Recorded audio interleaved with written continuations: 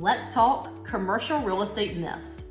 I could make this video so lengthy, but I'll just focus on a couple things for today. So number one, and the first myth, is selling is all about price. This is not necessarily true.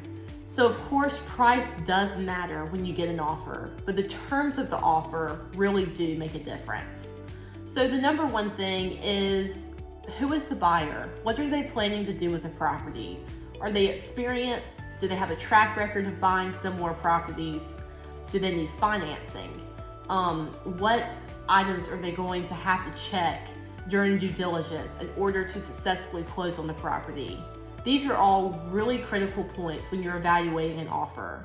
And sometimes an offer that's just a little bit lower, but with a really solid buyer, has a really short checklist of what they need to accomplish during due diligence, is totally worth taking a tiny bit of a lower price and going with that really solid buyer that you feel confident is going to close. The second myth is, if the property is vacant, then it's easier to sell. And although owner users a lot of times can pay more than investors for a property, you really have to look at the entire picture. So is there a demand in the owner user market for this specific type of property? Do investors love this type of property? If you can get a credit tenant that pays market rent, they'll sign a lease with a decent amount of term to it, and then you can sell that property as an investment property, it's definitely worth looking into. Number three, and the third myth, I can quietly test the market. Of course you can do this, but this is the thing with off-market deals and quietly testing the market. Buyers love off-market deals because there's very little competition. And when you put a property on the market, you are getting tons of exposure to that listing. Every active buyer is going to know that it's available. And you're really just narrowing down the buyers that know about the property when it's off market.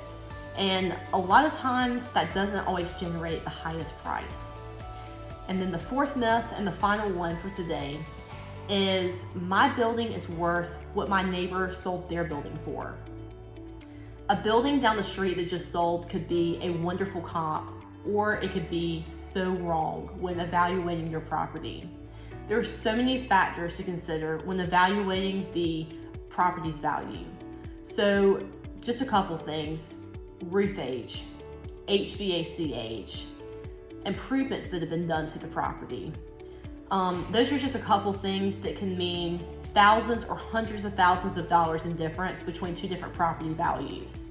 Think about an industrial building. Ceiling height, power capacity, thickness of the slab, all of those things can definitely make a difference in the property value, and no two listings are alike.